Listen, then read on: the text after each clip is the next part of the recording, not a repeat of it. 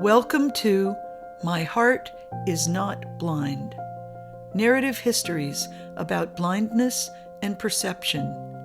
A traveling exhibition and book published by Trinity University Press, supported by Kronkowski Charitable Foundation. Edited and hosted by Michael Nye. Stories are often found resting along the edges of surprise and revelation. Every person, every place is a map to somewhere else. Episode 19, Cleo Carranza. My name is Cleo Carranza. I'm 89 years old, and I live alone, and I'm totally blind. I do my own house cleaning. I mop a little lick and a promise, and I try to keep my house clean. But when I first moved into this house, I was infested with roaches. So that's my motto, keeping everything clean. In 1942, I went to the recruiting office. I was real young, and he asked me, "How old are you?" I said, "I'm 18. So he said, "Okay, here's a piece of paper." He said, "Take it home and let your father sign it." So I grabbed that paper and I ran home. My dad came and he says, "I got this piece of paper, Dad, because I joined the Navy." And he said, "You what?" And he almost ate me with his eyes. And he says, "Okay, I'm going to sign this, son, but I'm going to tell you what. You don't know who makes these wars." And I grabbed the paper and I ran back to the recruiters. Next day we got on the train. It started snowing. It was October. And we got up to boot camp. There was a whole bunch of guys outside and they hollered, "You'll be sorry." When I went to see the optometrist, because I went to check on my eyes for glasses, he says, "What you have is glaucoma." He said, "But don't worry about it. There's all kinds of medicine, lasers, and what have you." He done a lot of surgery in my eye. It was very sad because the last time I went, he put me on this machine looking my pressure in my eye. He said, "I can't do anything for you. Your eyes are all scarred up. You're going to go blind." You know what? It really hurt me. I was shocked. Yes, I was.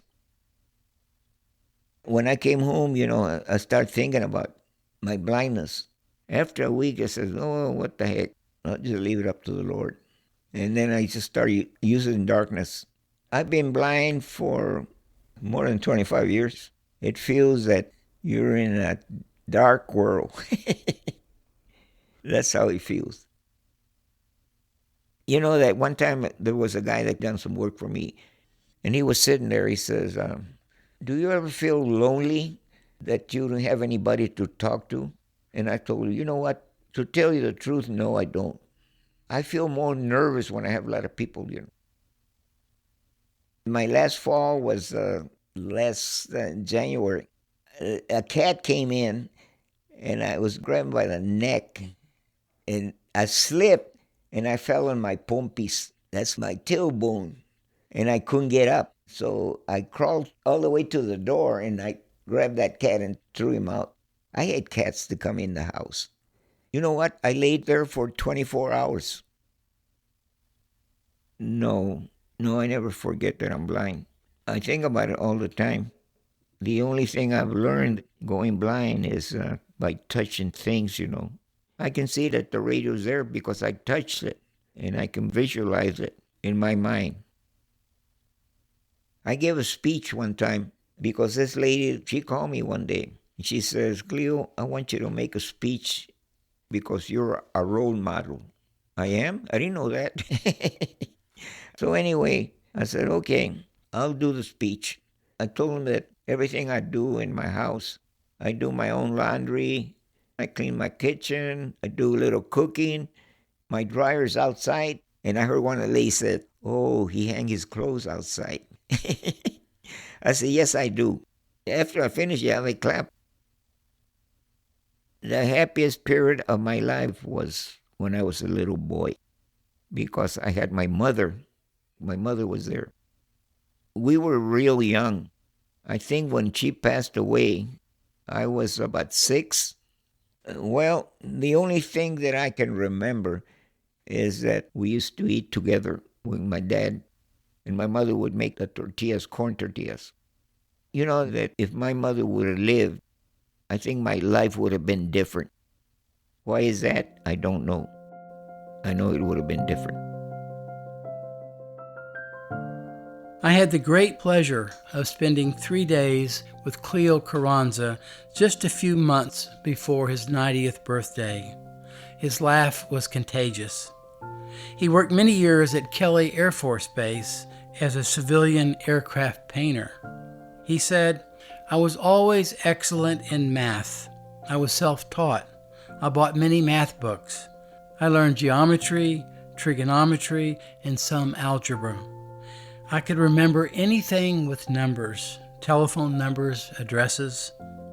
Cleo served in the U.S. Navy during World War II.